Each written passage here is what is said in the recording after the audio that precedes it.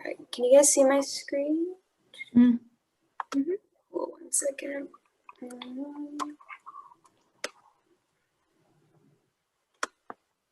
All right. Awesome. Okay.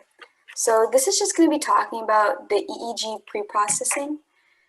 So from last week, I don't know if you guys downloaded it or not, but if you haven't, that's fine. I just know that if you have MATLAB, you can download it.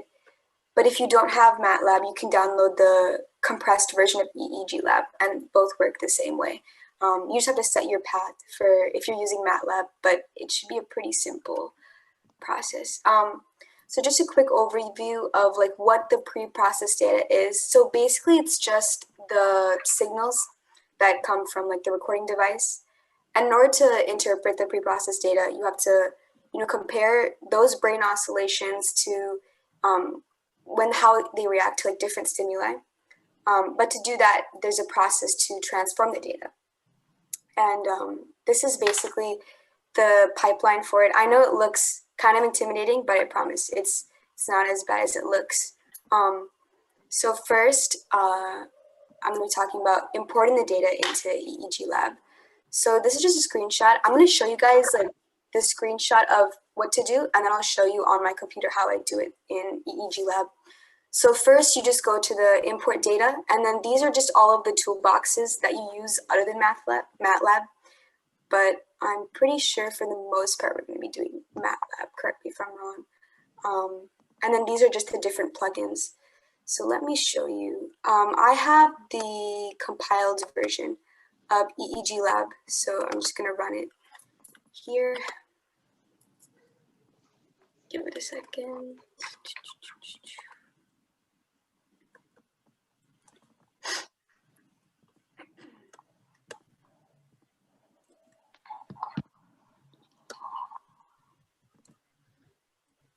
Sometimes it takes a minute.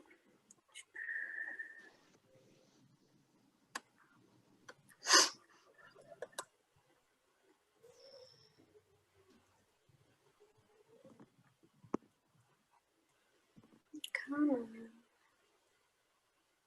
Sorry, I don't know why it's taking so long.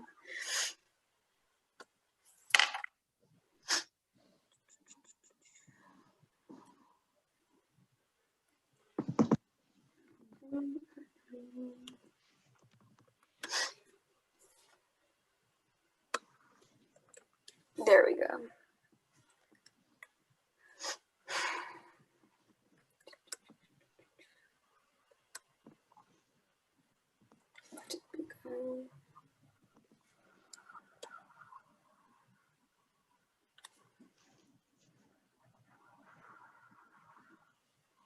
Sorry, I think it's just slow because I have Zoom running too. Sometimes my computer slows down with that. Should be working now. Yeah, there we go. Okay, so normally how you would do it is you go to File, Import Data, and then, yeah, you would either select one of these, but for now, I'm just gonna load the existing data set that is given in the EEG Lab. Okay, so we're gonna use the dot set. That should be in sample data. My computer already went there, but yes, we're gonna be using the dot set. I still see the PowerPoint screen. Oh, you do? Mm-hmm. Sorry about that. Give me one.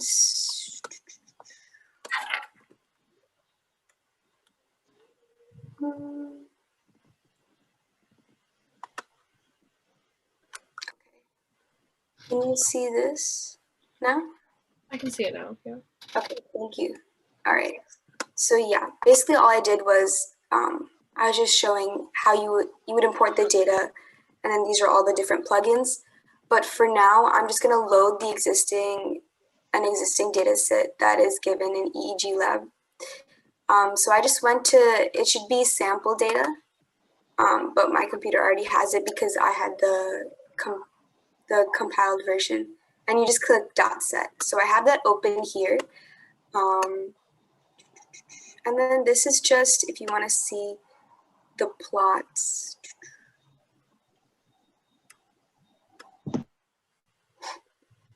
Yes, so this is the different, the plots. These are like 32 channels, I believe. So the channels are basically how many electrodes that are placed on the scalp, I believe. So, we can't see the plots. Sorry about that. No problem. Let me see.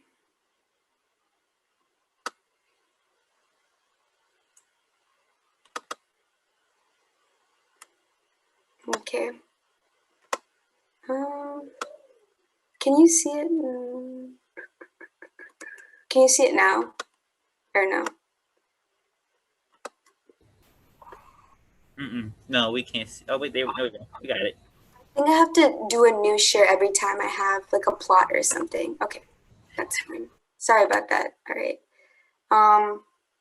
But yeah, that's just like the importing data. It's pretty straightforward. So now next is just importing the events and the channel location. So event is basically like the different stimuli that the brain, that like you're looking at. So for example, like the existing dot set that we have, I think it was the participant had like squares to look at. So that was the stimuli. And then the channels are just the electrodes that are placed in the scalp that are measuring the brain waves. But yeah, so most of the time, the events should be with your EEG data set, but sometimes there might be data in separate channels. So basically what you should do is fuse all the events together to get the most effective data possible. So here's how you do that. You just go to File, Import Event Info, and then you usually do it from the data channel because it's usually from the data that you're imported. And then this is just, I'm just going to show you, this is, if you click here, this is just the black lines are the event channels, and then the colored lines are the amplitude of the events. And then I can just show you the channels too. So you just go to Edit Channel Locations, and sometimes they'll ask you this question, do you want to look up the coordinates? Most of the time, though, the label should be associated with the channel location. So usually just press OK.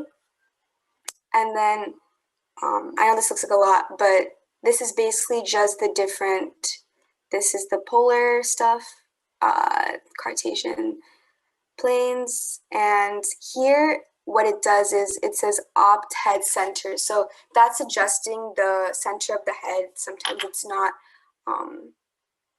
basically how you want to look at it. So you can do that, and this little window pops up, and it'll tell you, you can change the location that you're looking at the head center from. Rotate axis is basically like if the nose is off by a little bit, you can rotate that, or you can also use this nose along x-axis. That would help too. And then finally, there's the set channel types. That's for, let's say you have like other types of data like muscle or like respiratory data, then you can set the channel types to see like which type of data you want to see. Like maybe it's just the brain waves or just the muscles. So let me just show you, I think the next part, yeah. Let me show you how to do the importing events and channels. So you just go to File, Import Event Info, and then from Data Channel. And then I think you should already have the event info, because if you look at the graph, let me show you. The graph here that I showed you earlier, these are all of the events, because like I said before, the events are the stimuli. So this is basically every time the participant looks at a square. So for our data set, we have that. Did it stop sharing? Sorry about that. All right. And then for the channel, you just go to Edit, Channel Locations, And then it says we have the channel locations, but what you can actually do, let me show you. So what you can do here is, like I said before, you can change the head center of it, you can rotate the axis, but you can also plot the 2D and 3D. And I'll show you what the electrodes look like. So here's the 2D. Some of these are outside because that's just for the eyes and stuff. And then here's the 3D.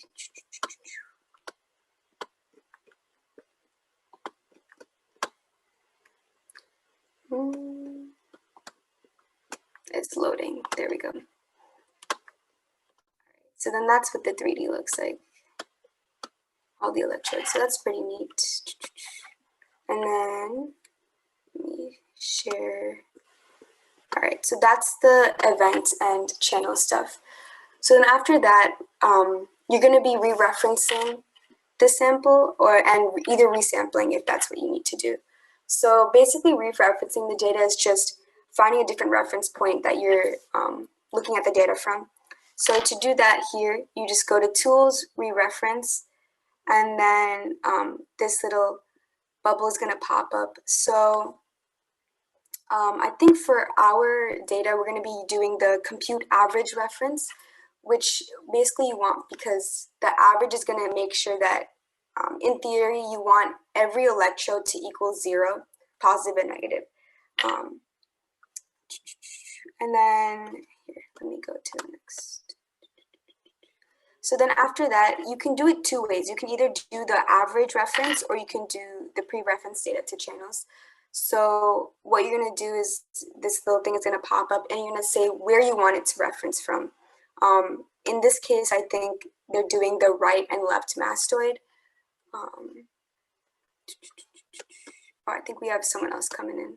I'm going to let them in. So then you're going to get this little bubble pop up and you're basically going to name it and save it. Either you're going to want to overwrite the memory when you don't have as much data, but most of the time I'm pretty sure you want to overwrite it in memory so that it takes all of the data from that reference point. So you can see here, this is the data set before the reference, this is the data set after reference. And if you go to data sets here, it'll tell you like which data set you're going to be looking at. And you can also select the multiple data sets. And then in our case that I'm going to be showing you for our dot set data, you're going to be computing the average reference data. So you do that when you want to exclude a few of the channels. For example, if you want to exclude the ears or the eyes, sometimes that might mess with the accuracy of your data. So when you do that, sometimes you're going to want to interpolate so that you have a better coverage of the scalp. So that all just scales better. And you're going to want to select add current reference if it is a scalp channel. For example, if it's like from the ears, you don't want to select that, just for future reference.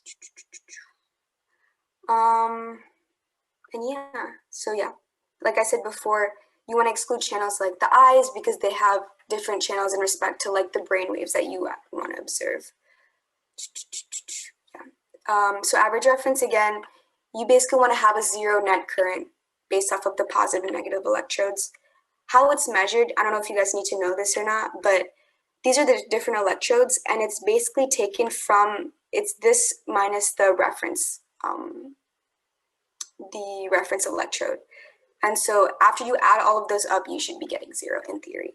Obviously it depends on how the electrode distribution works, but in theory it should be 0. And we could choose the reference, right? That's what you said? I'm sorry? We could choose the reference? Yeah. Mm-hmm. Okay. And then resampling the data, why do you do it? It basically just saves time, it reduces the space. So to do that, you just go to Tools, change sampling rate, and then here I think they set it to 256. And I'm going to be talking about filters later on, but you just need to know that the EEG filters data at half the sampling rate. So for this, it'd be 128, I believe. So yeah, let me show you how to do that in EEG. So this is our data. And then, so to do the re-referencing, you go to Tools and then re-reference the data. Can you guys see that pop-up window? I don't know if you can. Not yet. Can you see it now? Yep. Okay, cool. Thank you.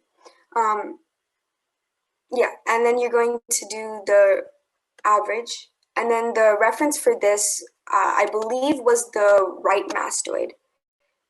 And so the left mastoid wasn't recorded, so we don't want to add the re-reference because it's going to, we don't want to add it back to the data because it's going to have an imbalance in it.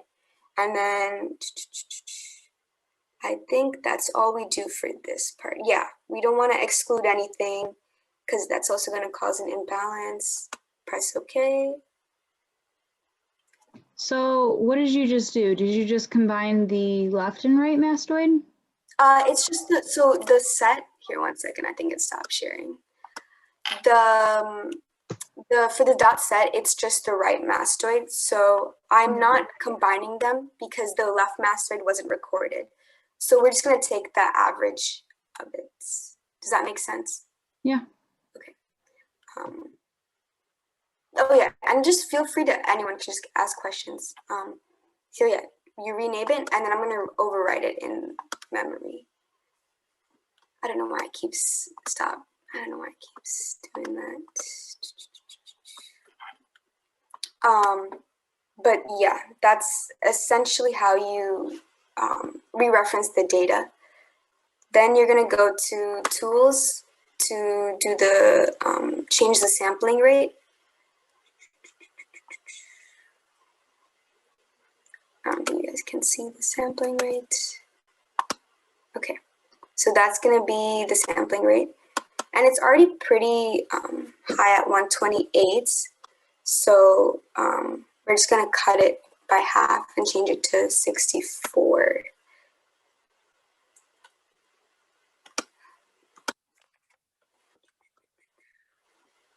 So yes, that should, I think that should fix the resampling. And then it's going to pop up. There's going to be a window that pops up that's going to ask this again for the resampling. So continuous EEG data resampled. You're just going to overwrite it and then press OK. So I still don't understand why you have to re-reference or why you have to overwrite memory. Or So, I feel like that went through really quick. I'm sorry? I didn't get it. Oh, the re-referencing and resampling? Re-referencing and overwriting memory. Okay, so overwriting memory, you do it if you don't have enough of data. So I just did it in this case because it just, whatever data that's resampled, you're replacing that old data with whatever is re-referenced. So it's taken from that one reference point. In this case, it's like the right mastoid. So you're replacing whatever data you have with the data that's referenced from the right mastoid. That's why you're overwriting the memory. Okay. Does that kind of make sense? Yeah, that made a little bit more sense. Okay. And then you said resampling? Did that make sense? I asked about re-referencing and overwriting, but you just kind of hit both of them. Okay, gotcha. Sorry, I don't know why it's not letting me share like everything at once. I feel like it'd be easier to see what I'm doing. Sorry, I'm not sure why it's... 1 second. I'm not sure where the presentation went. 1 second. Sorry.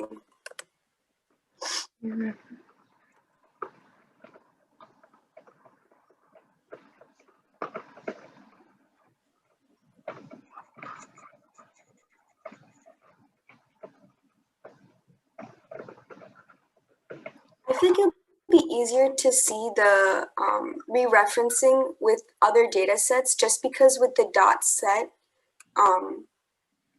there's not too many channels or events, and it's only referenced from like the right mastoid. But with other data channels, you can change like the reference points and stuff. I'm not really sure how to do that, but this is what I know how to do from like the data set that was given in the EEG folder. So events are when they like show you a picture or something of the sort, and then So then when you're importing different events, it's basically you're introducing new stimuli that the person is observing, just to see how the brain waves are reacting, if that makes right, sense. and more channels are more electrodes, right? Yes, correct. Okay, so that was just the resampling stuff. Can you guys still see the PowerPoint? No. No, okay.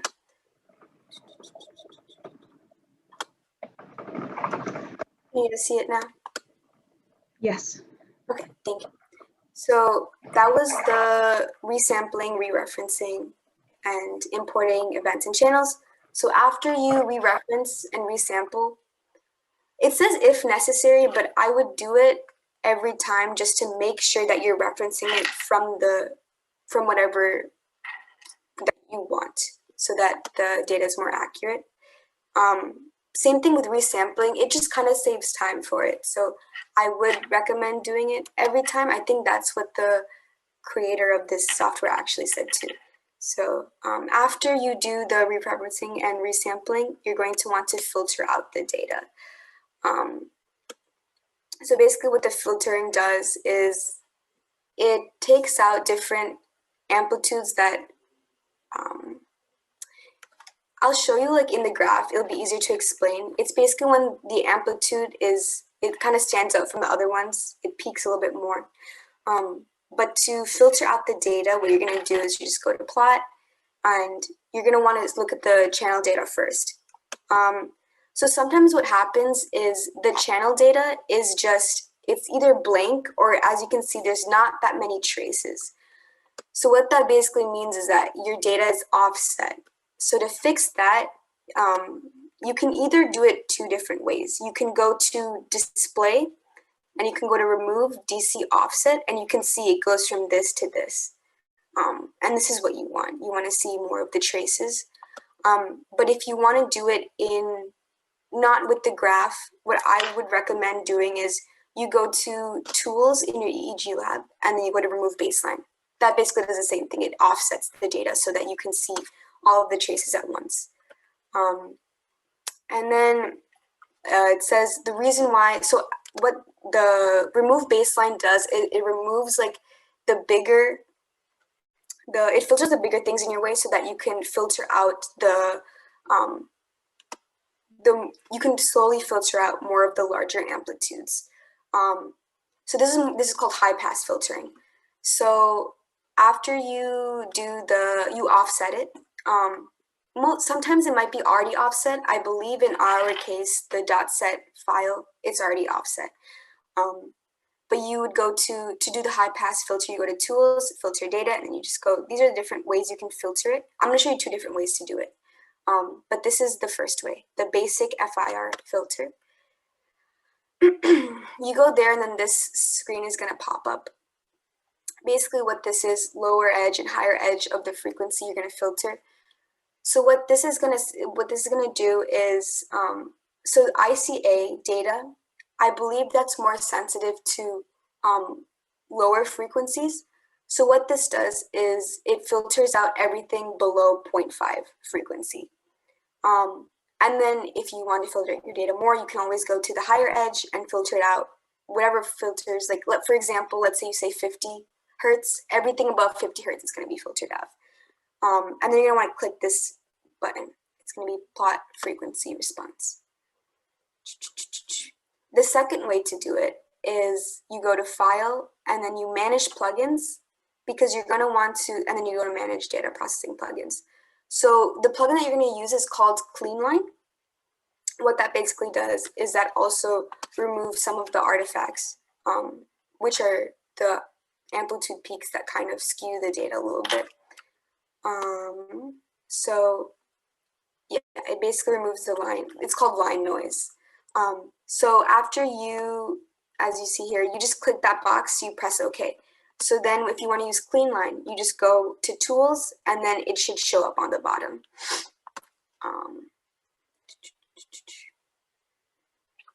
So the clean line options, after you press clean line, you're gonna get this this box. This is just the different frequencies that you would want to remove. So in our example, it's 60, 120. And then for the sliding window, that's basically saying like which sinusoidal like peak that you want to use. So if your frequency is super unstable, I would suggest using a smaller window length so that it can pick up on like the weird peaks more effectively. So for right now, I think they're using. What's an unstable frequency? Oh, sorry, it's raining. What's a unstable frequency? So I can show you a graph, like how it looks like, but basically it's supposed to look fairly flat, but when the amplitudes are super high and low, I'm pretty sure that's when the frequency is deemed unstable. Correct me if I'm wrong, Christian, but I think that's what an unstable frequency is. Yeah, pretty much. Yeah, unstable frequency would basically just kind of be like when you have a specific electrode or a specific channel that kind of just isn't recording as nice as you want it to, or where you have like obviously like some sort of things where it's like, as much as you can control an experiment, you can't really control someone like blinking, for example. So like that might cause a little bit of noise that you don't want. So that would be like the point where you would want to like try to clean it up and try to keep it flatter, to get rid of certain noise that you don't want to see that because it isn't relevant to the experiment. I think next week we're going to go more in depth of how to remove those unstable frequencies, but later on in the presentation I'll show you what it looks like if a person like blinks, because that'll give like an unstable frequency. So I'll show you how that looks like. But yeah, so I'll just show you the difference between the filtering. If you want to see the before and after of the filtering, just go to plot, channel properties. That's how they did it. And then here's the different comparisons with the filters. So look at the 60 hertz, because I think that's what they were filtering out, 60 hertz and 120 hertz. So for the 0.5 high pass filter, you can see that it's still kind of peaking here. So that's like an unstable frequency happening at 60 hertz. So then when you add a 0.5 high pass filter, which filters everything below 0.5, and a 50 hertz low pass filter, that's everything above 50 hertz. You can see that it definitely goes down. It's becoming more stable. And then when they use 0.5 hertz and the clean line, you can see everything becomes pretty stable.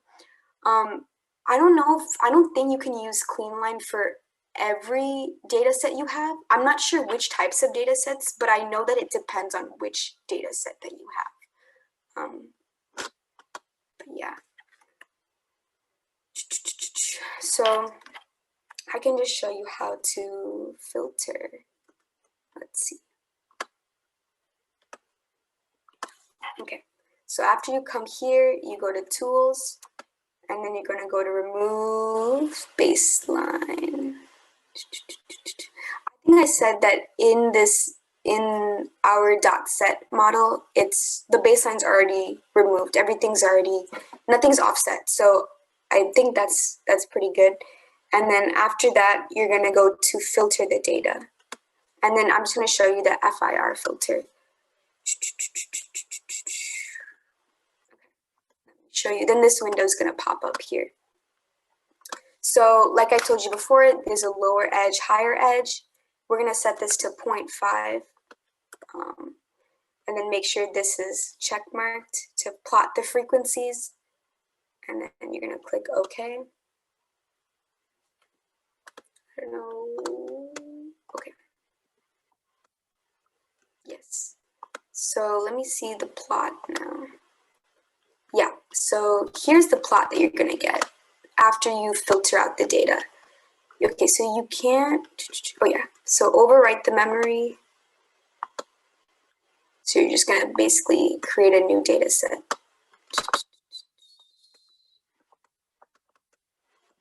Let me show you guys.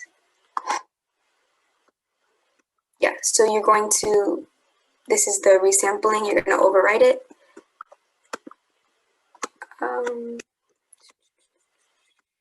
This is the graph that you're going to get.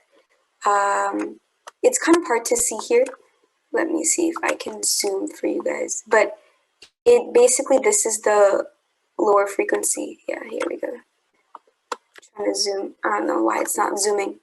But it's basically supposed to be a curve here, if you guys can see that. So that just shows what the frequency is supposed to look like after it's filtered.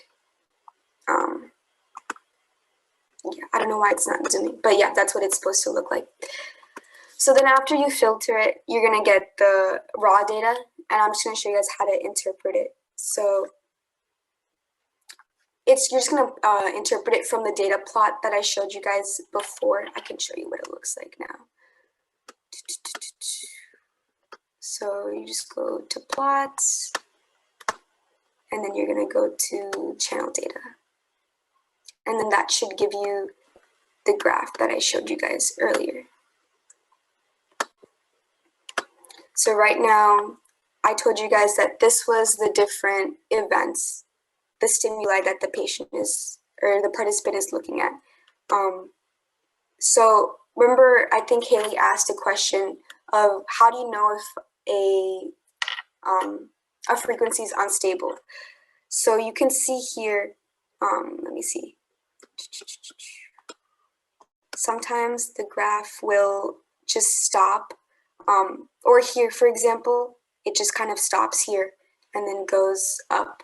So I can, in the presentation, I'll show you guys more in depth how to look at the, oh, I think Caitlin's leaving. Bye, Caitlin, thanks for coming. But yeah, so you just look at the channel data, and these are the different things that you can see. So there's settings, which basically you can just look at the channels, the time, and the events. So the different electrodes, you can see which stimuli is reacting to which electrode if you go to settings. And then this is just the seconds, the time at which each of the frequencies is occurring at. These are the event markers. Like I said, for the dot set data, it's just every time that the participant looks at the square.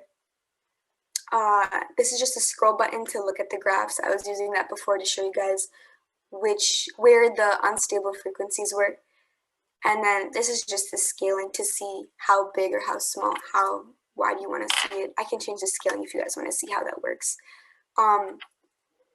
So this is basically an example of the unstable frequency. So this is the brain data it's collecting. So when you blink, you can see that it picks up on this this amplitude, and it kind of skews the data a little bit because it's not picking up on the potential brain data that you need to analyze. So I think next week we're going to go over how to remove these unstable frequencies, or you can also try to filter them out like I showed you guys before. So the different types of artifacts are basically, I believe it's the unstable frequencies that that you have. So like I said before, blinking, that's an example of the low frequency event, which is like eye movement, you guys can see here. Sometimes there's a linear trend that's here. And then transit high frequency events, that's muscle. It's just a bunch of waves happening here, you guys can see. High noise, these can all be solved with like filtering, but that's what that looks like. And then discontinuity, it's just kind of where it stops, like right there. So looking for bad channels, like Christian said earlier, you can't really control how the channels pick up on the wave. Sometimes they're good, sometimes they're bad, but you can look at a bad channel basically if the amplitude of them are pretty irregular, that's how you know it's a bad channel. You guys can see here it's all pretty stable, but here you can see that the amplitudes are going pretty irregularly compared to the other channels. So that's how you know how to look for a bad channel. So I can show you again the graph that we have for our dot set. this is an example of like discontinuity, right? Because that's where it just kind of stops. So you can use filters to kind of filter out the different irregularities in frequencies. And then next week, we're going to go over how to remove these bad channels that you can't solve with filtering. But yeah, I think that's all I have for the basics of pre-processing data. That was awesome. You did a good job. Thank you. If you guys have any questions, like just let me know, or I can go back and show you guys some more. If you guys have any questions on specifics, I can go back.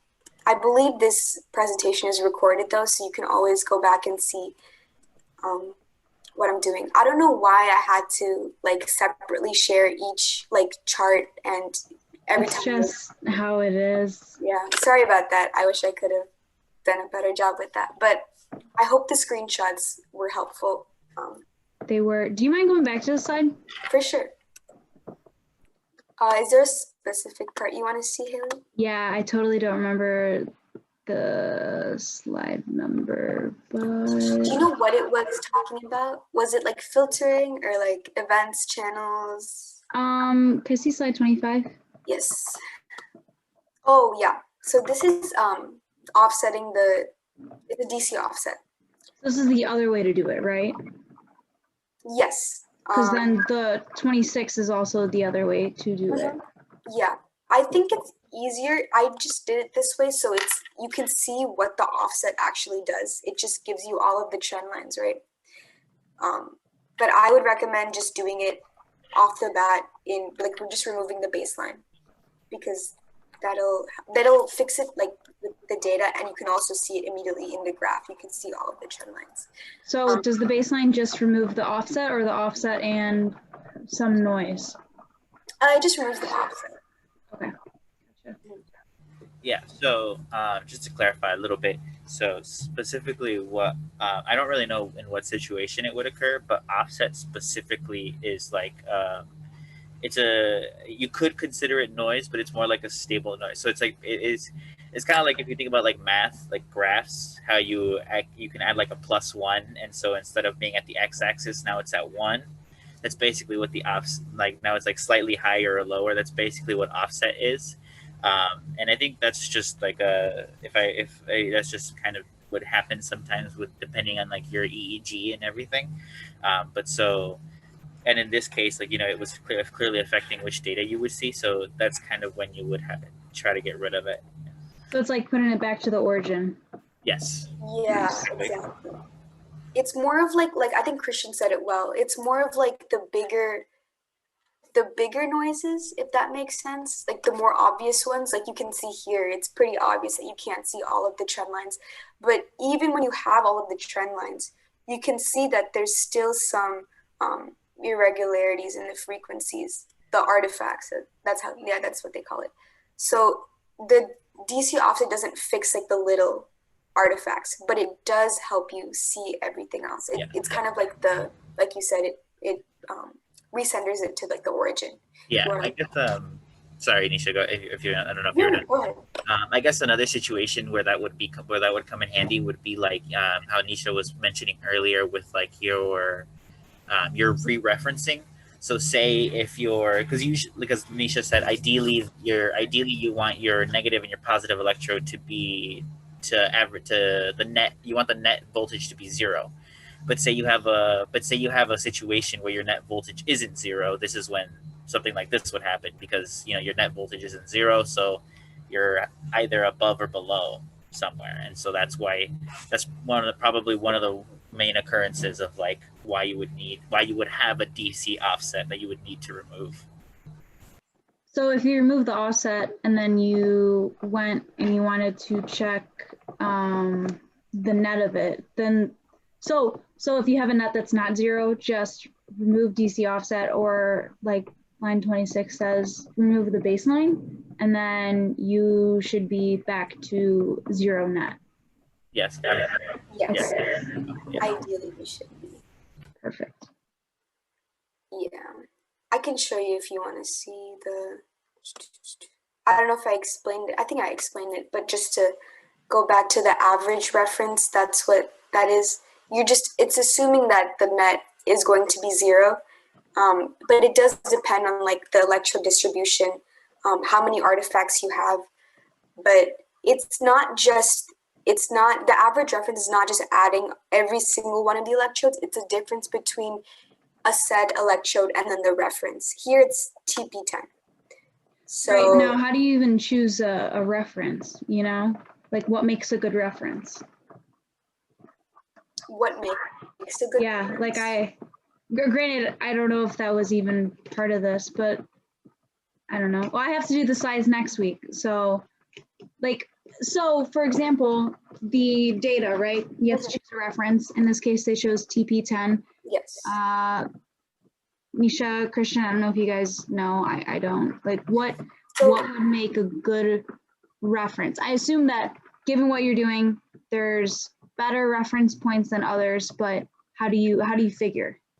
Yeah, so for that, it would kind of just be, it kind of varies per thing, you know. So usually, for example, for something a little simpler like an electrocardiogram, like recording electrical data from your heart, you would usually like your reference is something like, so your recording electrodes would be around the heart, but then you have like a reference electrode on your wrist, so that it's kind of like ground, so that you don't expect to have a voltage there, so that it's like your control, like you don't expect to have a voltage there, so that you can use that one to reference all your other voltages that you do get. Yeah. Does that make sense, Haley? 100%. Yeah, that makes sense. Yeah, and it's a little bit more difficult with EEGs because this is getting a little bit more into like more detail than is necessary. But essentially, like the if you have an electrode on like the left side of your head and like an electrode on the right side of your head, they're both going to record. They're going to record the same signal but opposite value because like of magnetic fields, like and like the way the electric fields and the way they, I don't know what it's called, like just the way they are. Like, have you guys ever seen like the iron filings? So you're recording this. If you're recording a signal in the middle, you're going to get recording on the left side and on the right side. The problem is you're going to get a negative one and a positive one. So you want to go ahead and like, ideally, that's what she means. Like ideally it's 0.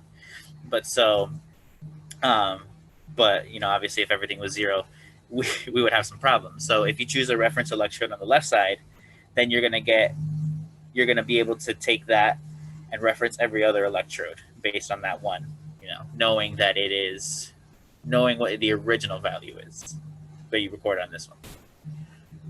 So like for the dot set data that we have, I think the reference point that they used was the right mastoid, like I said before. And then like Christian was saying, they were just using that one electrode to determine the frequencies of all of the other electrodes. I'm not sure actually how they determined the reference. I think for like the dot set data, that's what they did in the experiment. Yeah, I'm not sure how they determined the reference, but I think like Christian was saying, it's probably a reference. It's probably a point that you know the frequency of already. Yeah. Sorry, that was my fault. I didn't explain it, and I don't think I explained it properly. So when you record EEG data originally, you have like your ground in the EEG circuit. So that's like, I guess you could call it like your master reference, Mm-hmm. But I'm not really sure why you would want to do this, but you can. So when you record it originally, you have your main reference, which is the ground circuit, which would be like the arm or something. And then when you go into the EEG data, you can re-reference it, like Nisha explained.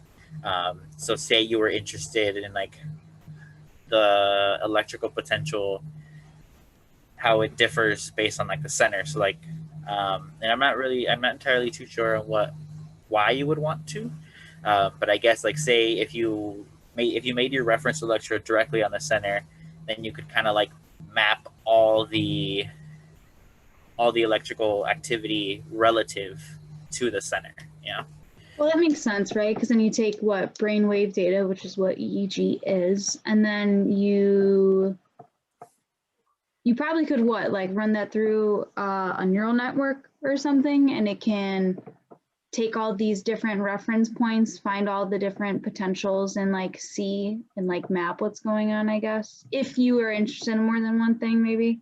Yeah, yeah. I think also like I was giving an example here. So let's say you wanted to reference something, but you didn't want to include like the left and right eye because a lot of times like the eyes have different channels than like what you want to measure for like your electrodes in like on your brain. Mhm. So what you would do is you would exclude those two channels. So then that would re-reference your data, if that makes sense. Right. Yeah, Yeah. like another option, like how Nisha mentioned, like the average, like I don't really know. Probably say for something like a disease, like say there was like an injury to like a specific part of the brain, that was affecting the brain activity. What you could do is, I think you did mention this, Nisha. You could take you could have your new reference be the average of like so yeah. Say if you have an injury in like the frontal lobe, you could have your reference be somewhere in the posterior of the brain or the scalp, so that you could like more clearly see the difference between like I guess like a fully functional part and like the injured part. Yeah. Mm. Okay.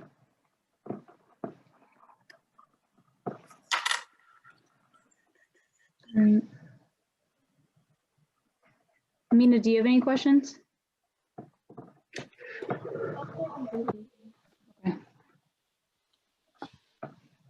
I'd ask Caitlin, but she's gone. Rest in peace, Caitlin.